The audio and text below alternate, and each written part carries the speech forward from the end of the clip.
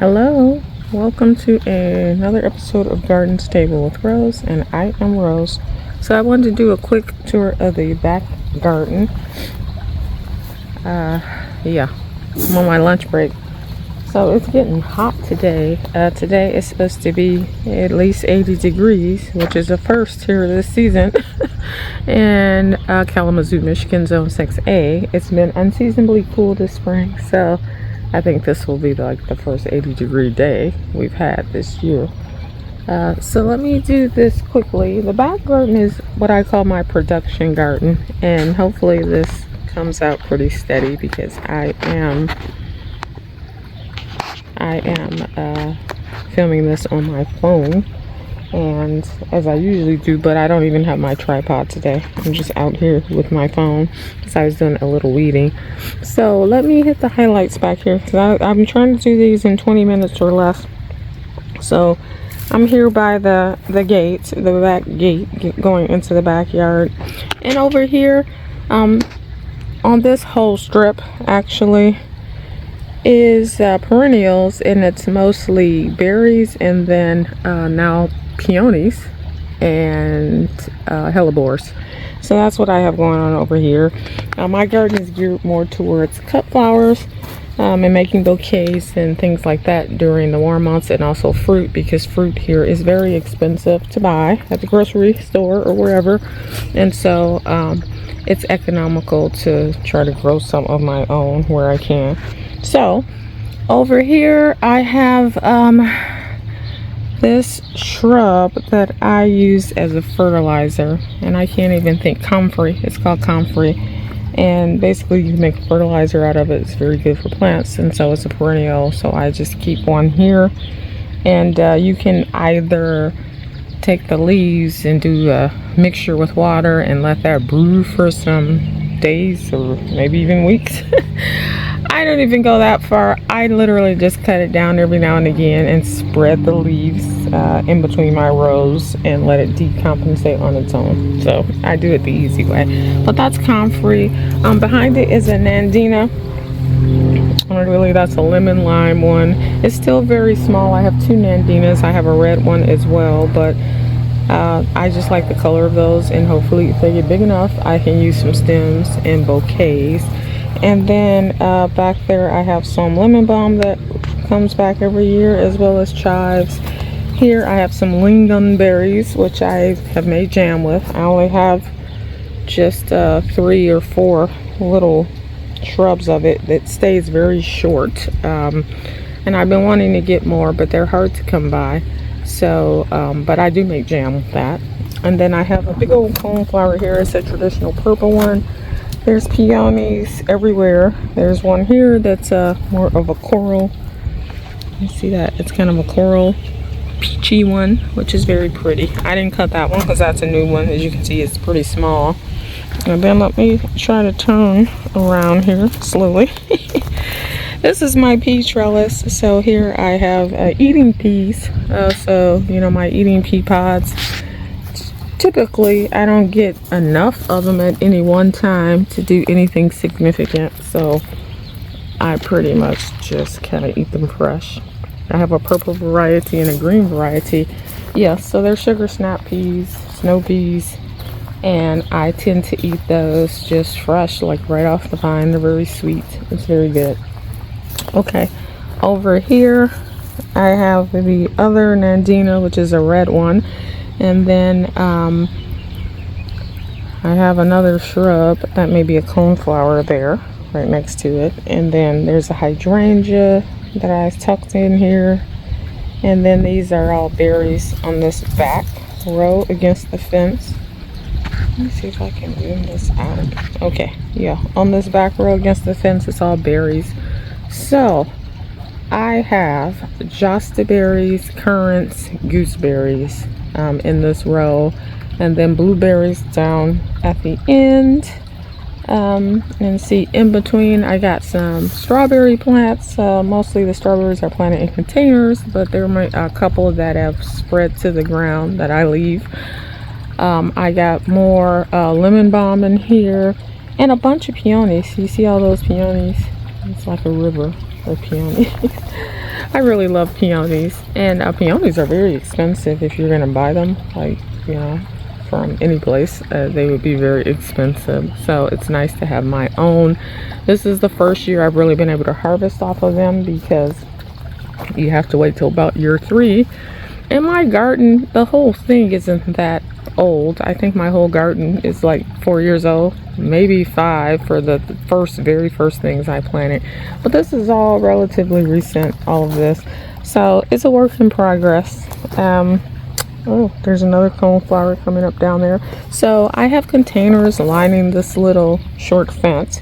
And the reason why I have this short fencing, which by the way makes it more difficult to weed and all that stuff, is because of my dogs. I mean, they can jump over it, obviously. They're huskies, but it deters them. They hesitate a little bit to jump in and out of this area with the fencing. So that's why it's there. If I didn't have the dogs, I wouldn't have fencing.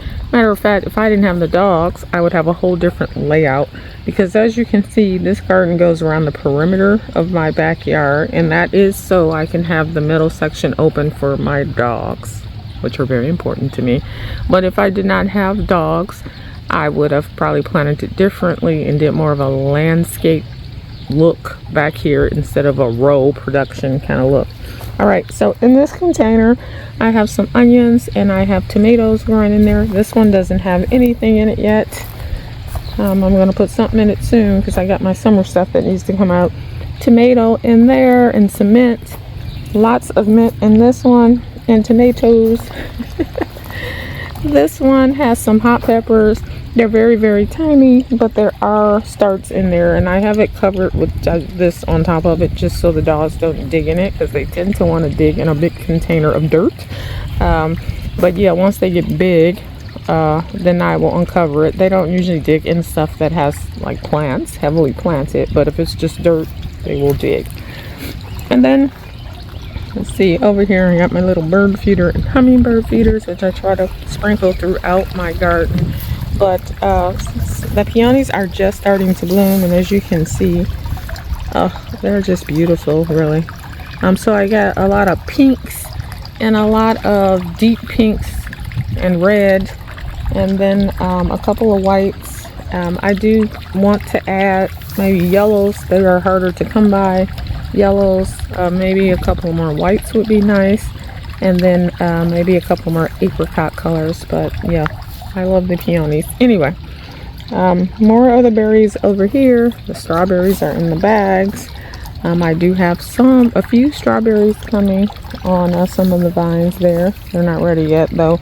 These pots all have tomatoes in them. This clematis, I always point this out just because it's beautiful and big, and it only costs $3.50 from Walmart.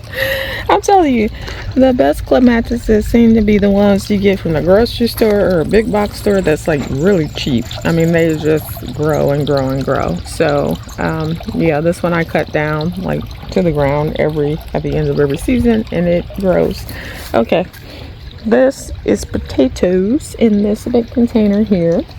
More peonies over here. Oh, look at that white one. This is a relatively new one, so I haven't really been able to cut off of that one, but look at it. Look how big that bloom is. I don't know if you can, get my hand out of the way, if you can see this bloom, but it's as big as my hand. It's huge. And then let's see. Over here's my little Mary statue. Those are blueberries that I covered because they had berries on them and I don't want the birds to get them. More blueberries in these little cages, and then I have herbs in front. So I got some chives over there. I got thyme and oregano growing in there. I also have some annuals. My sweet William is sprinkled throughout here. This row has a bunch of tiny, tiny little raspberry bushes that stay very small. I just planted those last fall, so I did put annuals in there as well.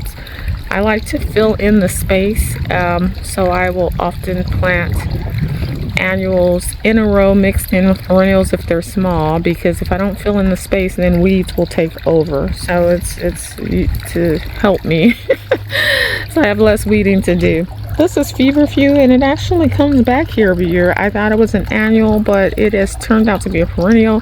So it's coming back every year, which is great. I use that for cut flower fillers. And then this I call the flower field, because this is where I used to grow all the cut flowers kind of in rows. It's still pretty much cut flowers, but I'm switching over to more perennials than annuals overall in my garden. So this container has strawberry plants in it primarily. There's a couple of saponaria flowers that I threw in there as well.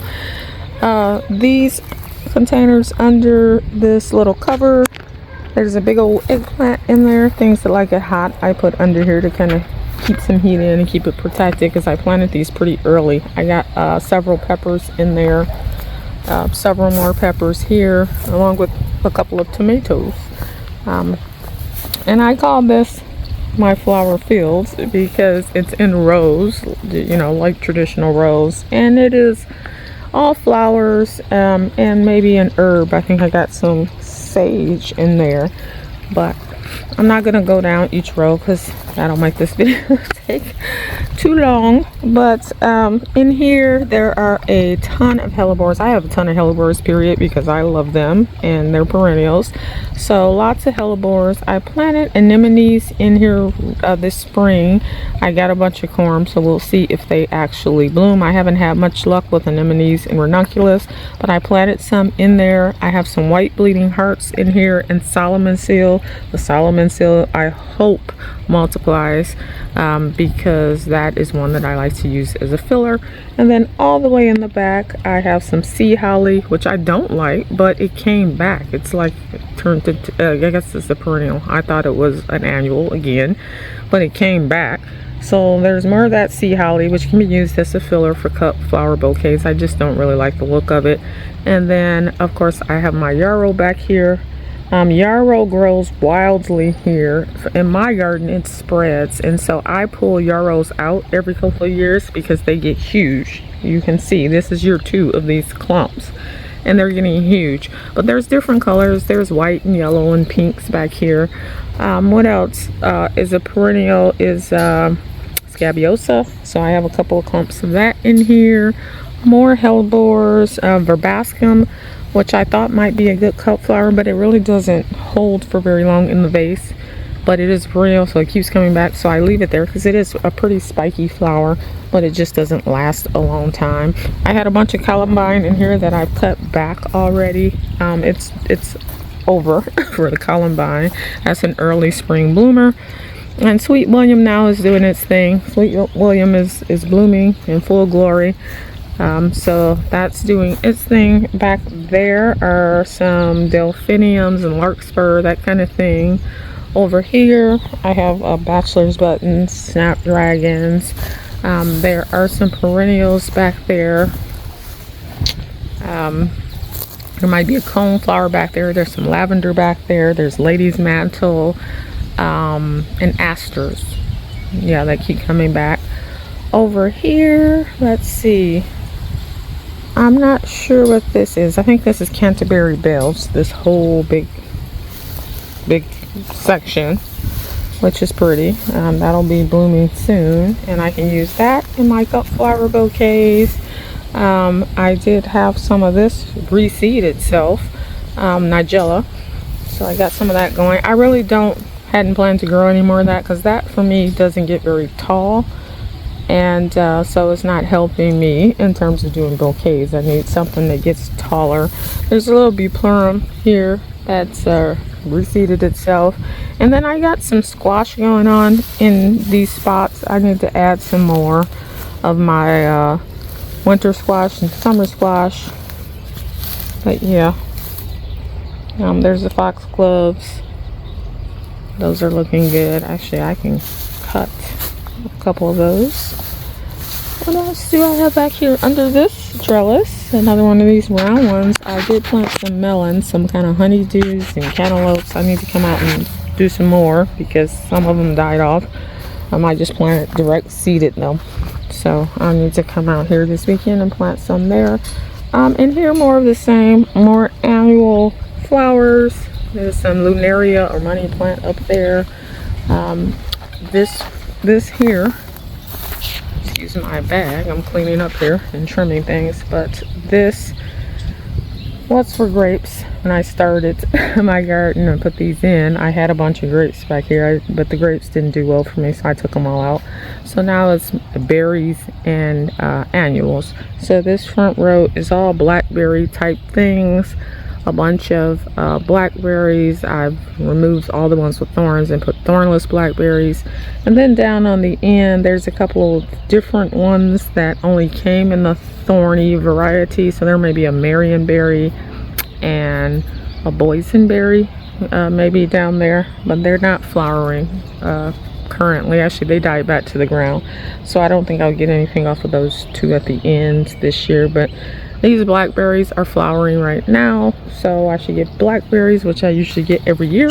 And then over here is more annuals in this row. There are some things that came back, black-eyed Susans, but I have more of this sea holly. I don't even know how I got way over here. And then more sweet William. That section is open. I am about to come out with my summer annuals, so my sunflower zinnias, things like that.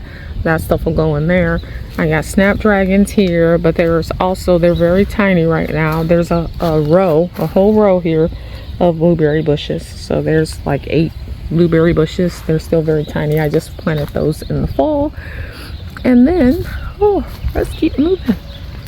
Over here, oh, in the ground, you can barely see it, it's hidden, but that's an incredible hydrangea. It has big white round blooms. I love it. I planted a blush one right next to it, which seems to have died, so unfortunately at some point I'll replace that. But the blush variety just has pink blooms. Let's see. Inside that raised bed back there, I planted all the aster starts that I received. I bought plugs and I need to feed those. I need to fertilize those, but there's some garlic back there too that survived the winter.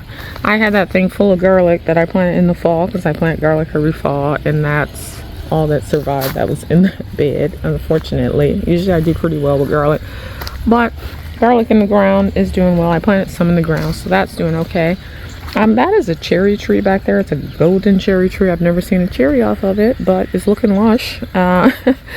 This is a Rose of Sharon. It's sugar tip, proven winners. It has kind of pinkish white flowers. And then the remains of my tulips and alliums are back here. This section I call my tulip field.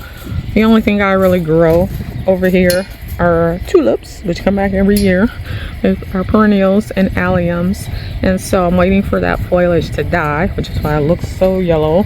Once it dies, I will clear it all away, and then that will lay dormant until next spring. I don't plant anything else there. Yeah, that's just for tulips. So these 2 rows, my asparagus takes up a lot of this row, which I love, the fresh asparagus. And then I just have garlic and herbs.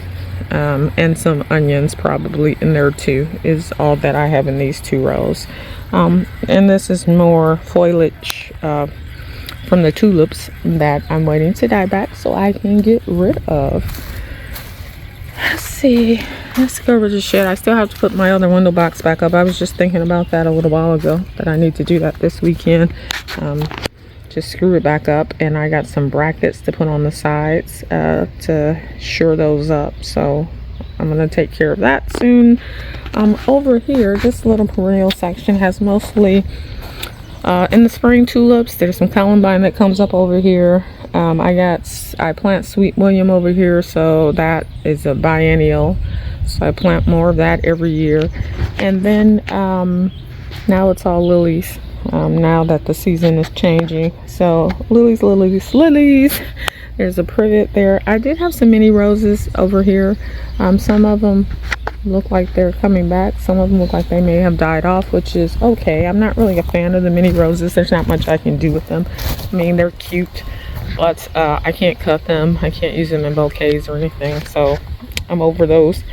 That is my honeysuckle that literally will grow up and attach itself to the roof of the shed by the end of this season. I cut it down to the ground, so it's just now making its way up, and it has buds on it. There is a hydrangea way in there in the back, and then over here there are, in the front, there's more of the lilies. There is a fig tree down in there. My fig trees die back to the ground every year, as I've said before. So we have new growth pushing out, which I will have to trim most of that away because I like to just keep one stem on those. And then over here on this side of the shed is my sedum area. Just a bunch of sedum that I do use in cut flower. I think it's the autumn joy or something like that, but it has a pink flower on it. It starts green, it turns pink. It's very pretty. So I use that in cut flower bouquets. There's the other fig in there, and there's one peony that's a peach color. It's beautiful in there. These mini roses have decided to make a return. They're pink, so I will leave those. There's another hydrangea. Oh, and on this side and the other side, I plant a little conifer that's beautiful. I mean, it's very tiny now, and there's one on the other side, but those will be beautiful once they kind of rise up and get to their full height.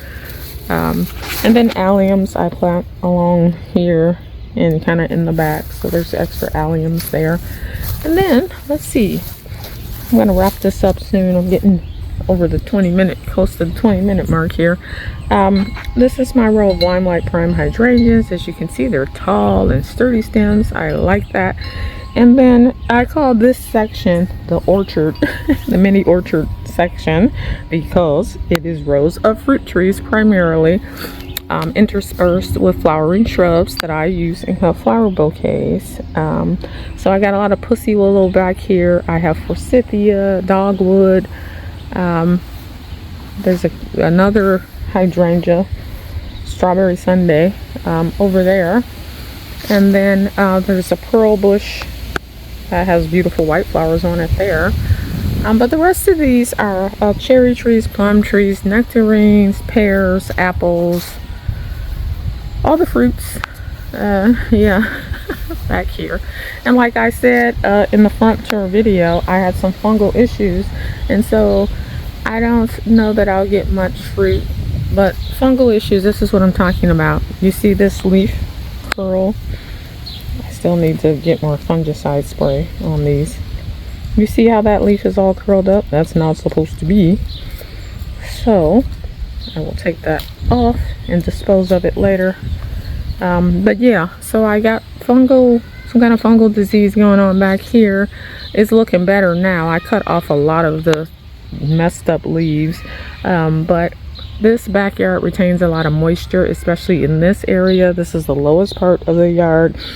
It protects the trees, but at the same time it doesn't allow a lot of air circulation with the fence and everything. So I will just spray the trees with the fungicide a couple of times over the season and hope that by next spring everything's recovered. Man, look at that pussy willow, it's getting huge. Yeah, I've trimmed all my trees, so that's good to go. The only thing I still need to do is spray them. I've sprayed them with insect stuff, but I need to spray them with the fungicide. My little dog house back there that my dogs have never used and will not use, but it's there for them in case they want to. These little arborvitae are getting bigger.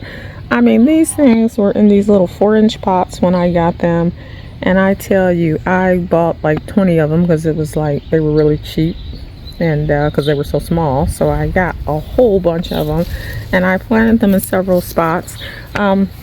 These are the only ones that survived here. I have them all the way up, but the other ones died. So these 6 are left, which would be a nice screen, is my idea here, screening this area where I store stuff. And then I have 3 that survive that are in the front garden.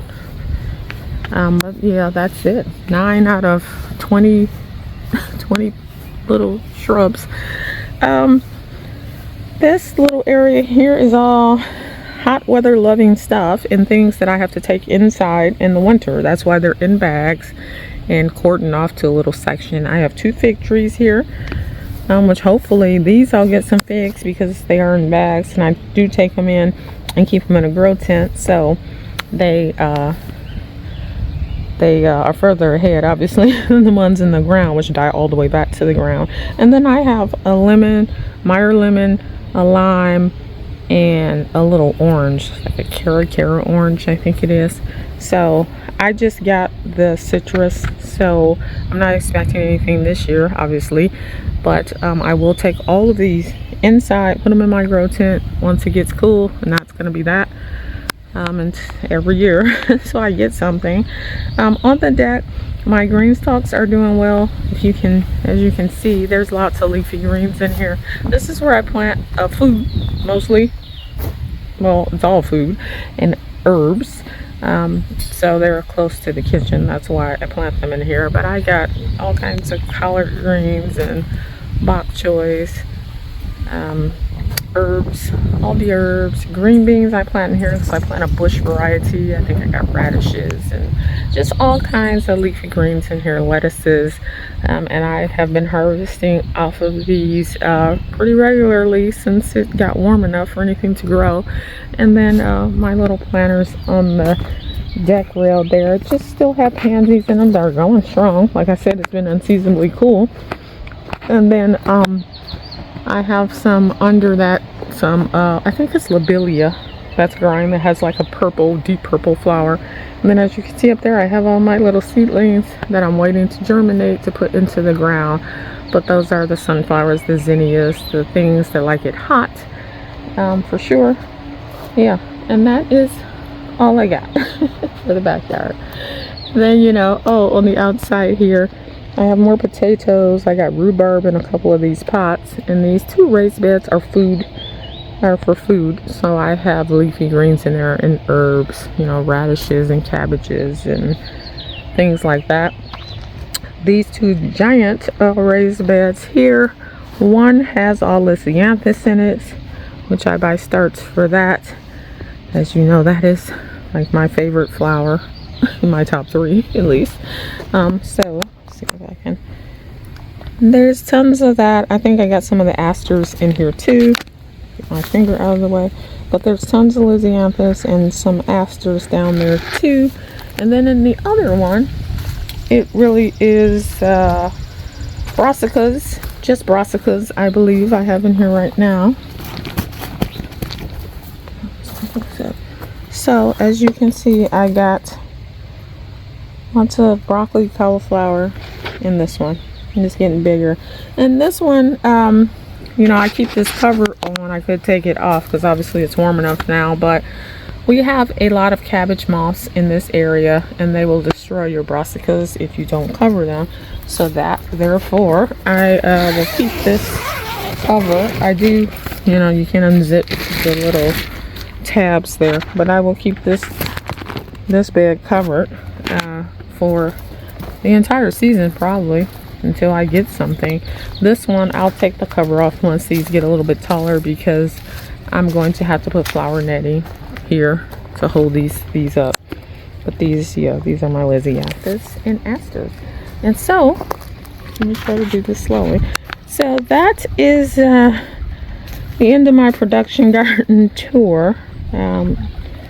There's a lot of stuff going on back here. It's a lot of work to keep all of this weeded and relatively decent looking. Oh, also along this fence, there's a little short fence in the front of it. That's where I had a bunch of tulips, so that stuff is dying back. But I also planted my onion starts there, so there's a bunch of onions coming up all the way to about halfway down. And then I did plant corn on the other half, but I don't know how much of it germinated. I direct seeded the corn, so I may come out and plant some more corn. I don't really need to plant corn, but I have a lot of corn seed, so I just don't eat a lot of corn. So I end up planting every other year. I try, and then I plant maybe a couple of dozen stalks. Each stalk is like 2 ears of corn, and then I freeze it. So I end up having enough corn that lasts in the freezer for a year or 2 years even. Sometimes I'm even throwing it away because it's just too old. But I like corn, I just don't eat it very often. So, but I'm gonna plant some this year just because I have the seed. But that's all I got for the backyard. So until next time we'll be back to the front yard. Look at this. Is that like a, oh my, is that like a chipmunk or some kind of shrew or something on my bird feeder? I was wondering what was getting to my bird seed, because something be emptying these things out. How did it even get up there? Did it scale this? It scaled the shepherd's hook. That thing I thought would be slick because it's metal. I didn't think any critters could climb up it, but there was one sitting right in it. So I've had a problem with the bird feeders, the bird feeder in the front too. Something is emptying it out. It must be these little critters. So I'm gonna see if I can wrap the shepherd's hook in some kind of chicken wire or something, to keep these critters off of it, because the bird seed is really expensive. These blends I buy or whatever, and I don't buy it for the chipmunks and squirrels. I buy it for the birds. So I got to get them out of my garden. Shoot, that thing, and right in my face. They had no shame. All right, until next time, take care of yourselves. Bye bye.